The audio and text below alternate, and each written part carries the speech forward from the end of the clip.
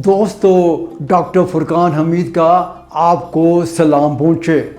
दोस्तों, क्या आप जानते हैं सल्तनत उस्मानिया आलम इस्लाम की वाहिद और आखिरी सल्तनत थी जो 3 मुख्तलिफ बड़े आज़मों पर फैली हुई थी और इस सल्तनत का दारुल हुकूमत उस वक्त के नाम से कुस्तुनतुनिया और मौजूदा नाम से इस्तांबुल था।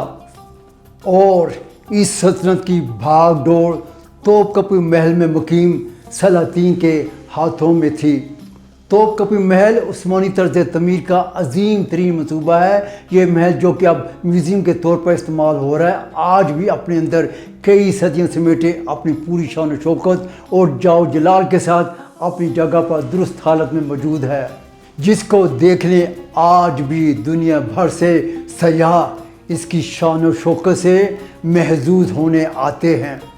इस अजीम महल ने खिलाफत उस्मानिया के कई अदवार और निशिब अफराज देखे और कई बार इस महल की ताज़ीन व आराइश भी की गई।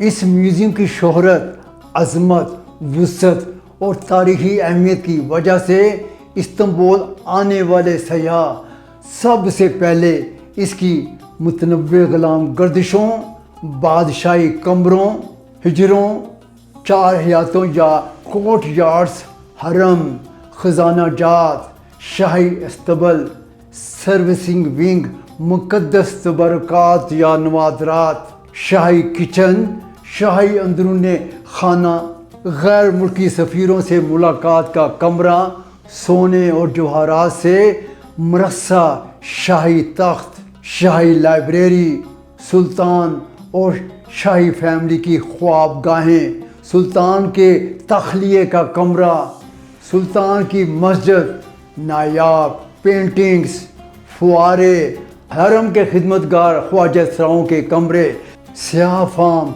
हिजरों और खिदमतगार दोशीज़ाओं की रहाइश गाहें, मादरे मलका की ख्वाबगाह, हरम का हस्पताल, मादरे मलका और सुल्तान के हमाम, सुल्तानी तख्तगाह, शहज़ादों और शहज़ादियों और वली अहद के कमरे, मुकर्रबीन ख़ास के कमरे, बादशाही हाल, सहर व अफ्तार के कमरे, खतना गाह, चीनी, जापानी, जर्मन, ऑस्ट्रियन, फ्रेंच, यूरोपियन, रूसी और तुर्की से हासिल सोने, चांदी, पीतल और शीशे से बने बेशकीमत और आला डिज़ाइनों के ज़रूफ़ और बर्तन, सलातीन के लिए बनाए गए पार्चा जात, पगड़ियाँ और टोपियाँ, कैंडल स्टैंड और जराव बक्स और खंजर,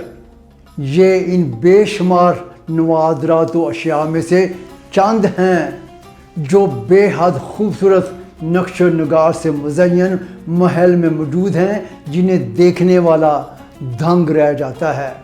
दोस्तों, अगर आप भी अपने इस तजस्सुस से छुटकारा पाना चाहते हैं, हमारे YouTube चैनल TR उर्दू से जुड़े रहिए ताकि हमारी तमाम वीडियोस बिला तख़ीर आप तक पहुंचती रहें और हमारे बेल आइकन को क्लिक करना मत भूलिए। तो दोस्तों, फिर आइए आपको लिए चलते हैं तोपकपी महल या तोपकपी म्यूज़ियम की जानिब।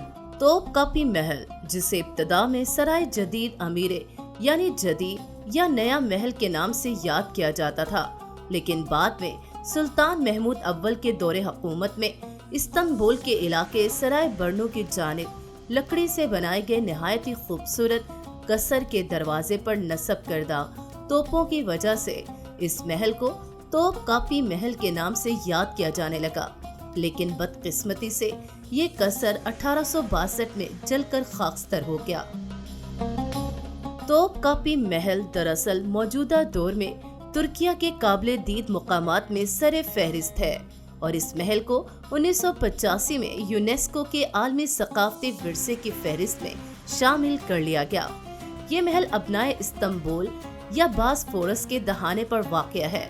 इस महल के एक जानिब बहीरा मरमरा और दूसरी जानिब गोल्डन हॉर्न या खलीज वाक़या है। یہ محل سلطنت عثمانیہ کی 600 سالہ تاریخ میں 400 سال تک 36 حکمرانوں اور سلاطین کے انتظامی امور کا مرکز رہا۔ اس محل کے عروج کے دور میں 4000 افراد آباد رہے ہیں۔ توپ کاپی محل کو سلطان محمد فاتح نے 1478 میں تعمیر کروایا تھا اور سلطان محمد فاتح کے بعد آنے والے مختلف حکمرانوں نے اس محل میں اپنے لیے مزید حصے تعمیر کروائے اور یوں وقت کے ساتھ ساتھ اس محل کی وسعت میں اضافہ ہوتا چلا گیا اور محل 7 لاکھ مربع میٹر رقبے تک پھیل گیا، اور یہ سلسلہ سلطان عبد المجید کے دولما باہچے محل اور پھر یلدس محل میں سلاطین کی منتقلی کے بعد رک گیا اور توپ کاپی محل کی اہمیت کم ہوتی چلی گئی۔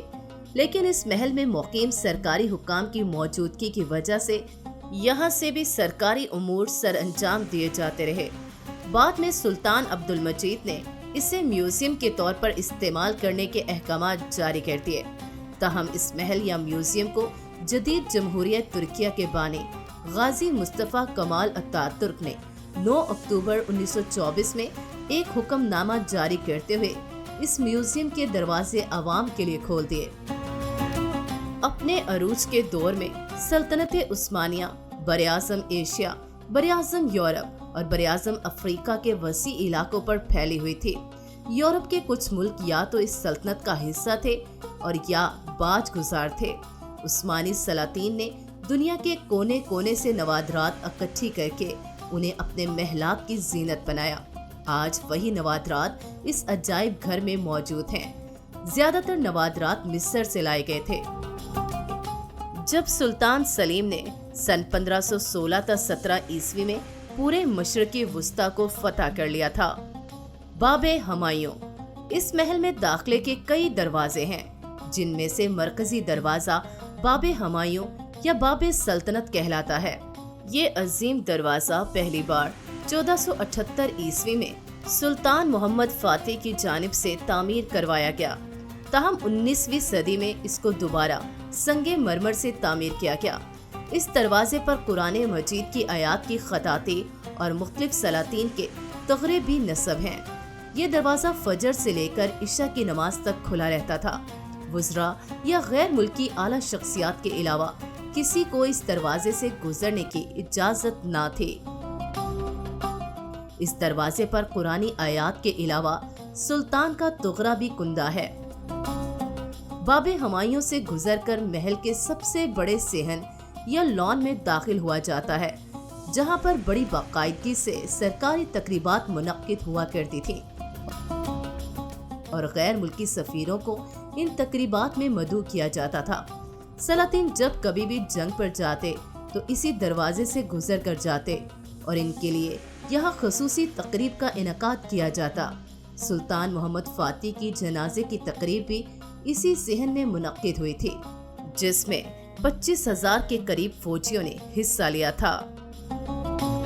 دوستو، توپ کپی محل یا توپ کپی میوزیم کے بارے میں آج کے پروگرام میں محل کی عام تصویر پیش کرنے کے علاوہ آپ کو باب ہمایوں کے بارے میں بھی معلومات فراہم کی ہیں، جبکہ آئندہ کے پروگرام میں بھی توپ کپی محل یا توپ کپی میوزیم کے بارے میں معلومات فراہم کرنے کا سلسلہ جاری رکھیں گے۔ اس لیے ہمارے یوٹیوب چینل سے جڑے رہیے اور اگلے پروگرام تک ہمارا انتظار کیجیے۔ اب اپنے میزبان ڈاکٹر فرقان حمید کو اجازت دیجیے۔